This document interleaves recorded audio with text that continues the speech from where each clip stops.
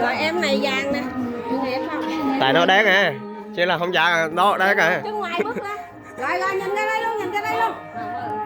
Rồi 1, 2, 3. Rồi cho đeo đi, đeo đi. Cho hình quay hình chết đi,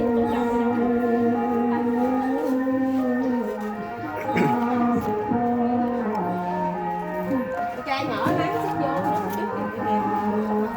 Rồi ok, nhìn ra đây, nhìn ra đây. Rồi 1, 2. Rồi đeo đi. Cái nát vô trong cái dù á. Tay cầm luôn, cô dâu 2 tay cầm luôn. Rồi nhìn ra đây. Rồi 1, 2, 3. Rồi cho cô dâu bưng đi chứ để đeo lại.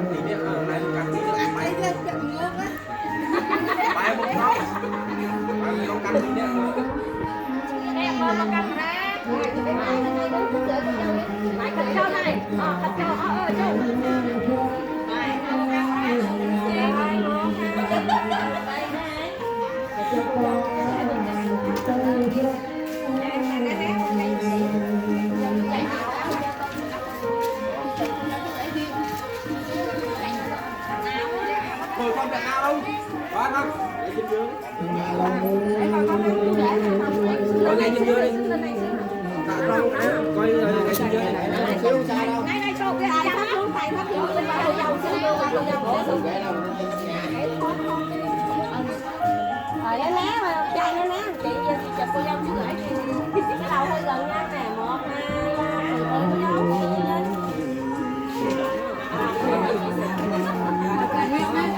Đi bán chạy mình vô.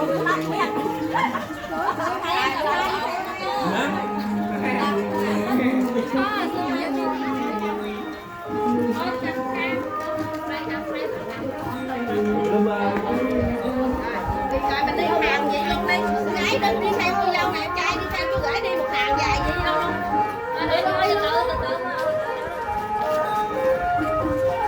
Đồ bòm cốp nó chanh thôi, bòm cốp nó chanh nha, bòm cốp.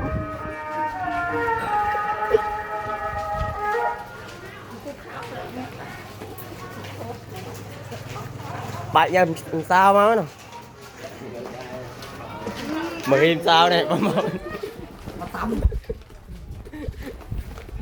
Đi bạn chú.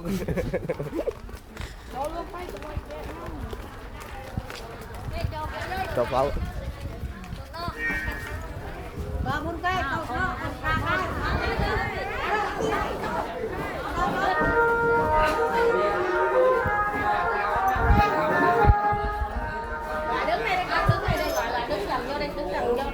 Hai cầm 2 gần nữa. Rồi đứng một hàng dài phía sau luôn.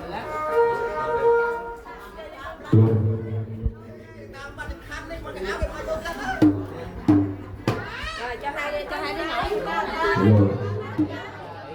Lô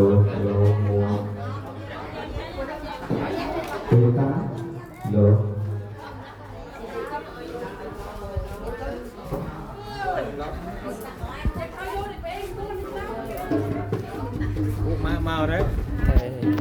đấy cái mà má chụp thời ca cái đấy ca chứ chụp thời cái ca cái đấy ca thập